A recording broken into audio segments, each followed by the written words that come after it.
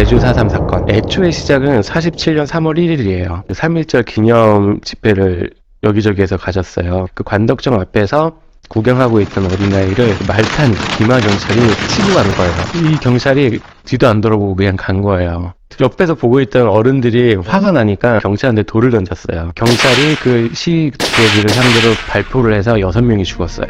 10일 뒤, 그러니까 3월 10일에 총파업이 있었어요. 경찰이랑 공무원들도 파업에 동참했던 정도로 굉장히 격렬했어요. 그래서 이제 이때 육지경찰이랑 서북청년단이 파견돼요. 총파업을 강경 진압을 하고, 이 총파업을 주도했던 게 남로당 제주도당 지도부들이었거든요. 이 사람들 대거 체포를 해요. 이 온건한 지도부들이 다 검거가 되고 나서 신진 지도부들이 형성되는데, 이 신진 지도부들은 조금 과격해요.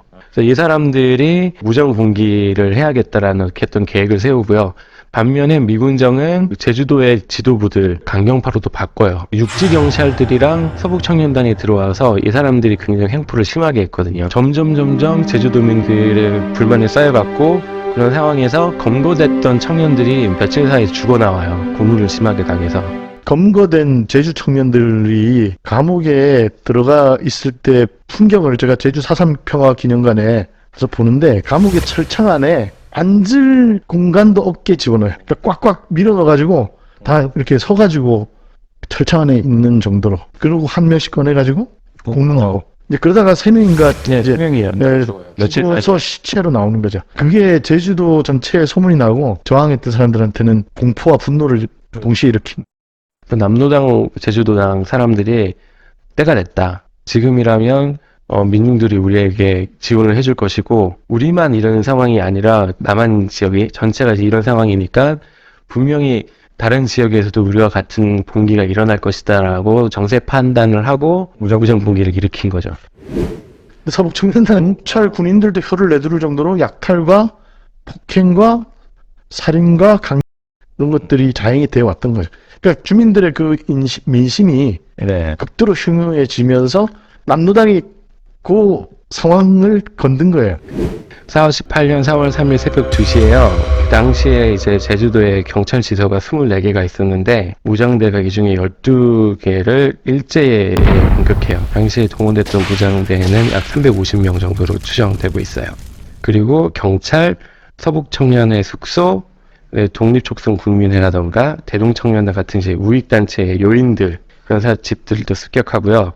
이 과정에서 경찰 4명, 민간인 8명, 무장대 2명이 사망해요. 이게 시작이에요. 무장대가 내세웠던 주장이 뭐냐면, 일단 경찰이랑 우익청년단의 탄압에 대해서 저항하겠다. 남한 단독선거 및 단독정부 수립 반대. 그리고 조국의 통일과 독립, 반미 구국투쟁. 이걸 이제 자기들의 어떤 무장봉기의 기치로 내세우는 거죠. 그래서 4월 17일에 경비대 제9연대를 불러요. 진압작전을 펴기 전에 일단은 18일에 구연대장한테 일단 협상부터 한번 해보자 라고 얘기를 했어요. 그래서 4월 22일에 경비대 제9연대장 김익열 중령이 편지를 보내요. 친애하는 형제 제위에 우리는 과거 반삭 동안에 걸친 형제 제위의 투쟁을 몸소 보았다. 이제부터 제위의 불타는 조국애와 완전 자주통일 독립의 불태전의 의욕을, 그리고 생사를 초월한 형제 제위의 적나라한 진위를 잘 알았다. 이에 본관은 통분한 동족 상잔, 고륙 상쟁을 이 이상 백해의 무득이라고 인정한다. 우리 국방경비대는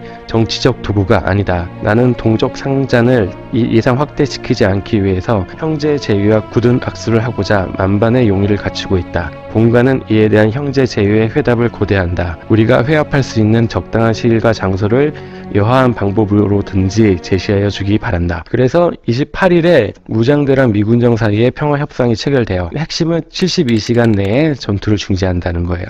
이때 끝날 수 있었어요. 5월 1일에 오라리 방화 사건이 터지거든요. 근데 이거를 누가 했는지는 김익렬은 알아냈어요. 우익청년단이 했다. 그러니까 서북청년단이 한 거예요. 그런데 미군정이 보고를 했는데 미군정이 이걸 받아들이지 않고 무장대 소행이라고 발표를 하고, 이 사건 이후에 김익렬은 실각돼요. 박진경 대령이 이제 매파가 오죠. 3일에 대대적인 진압작전을 하기로 하고, 그래서 10일 이전에 끝내자. 그래서 총선거 이전에 깨끗하게 정리하고 총선거를 치르자라는 입장에서 6일부터 대대적인 진압작전이 시작되는 거예요. 근데 이때 박진경이 보여줬던 굉장히 잔혹무도함이 부하들한테도 너무 충격적이었던 거예요. 그래서 6월 18일에 그 부하들이 박진경 대령을 암살해요. 계엄령이 선포가 됐고요. 제주도에는요. 그래서 해안에서 5km 이내에만 사람들이 거주해라. 중산간 마을에서는 사라지지 마라라는 거예요. 다 내려와라.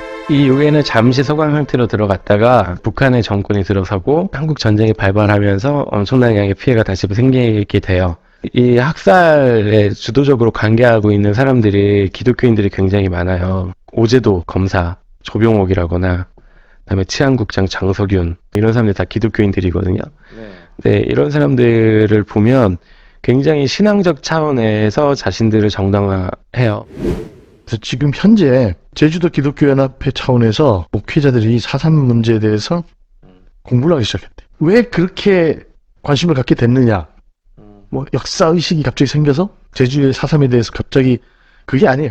아무리 노력을 해봐도 기독교 선교와 복음 전파가 안 되는 거예요. 원주민들은 예수 예자도 듣기 싫어하고 아예 교회가 뭐 하는 말에 귀를 기울이려고 안 한다.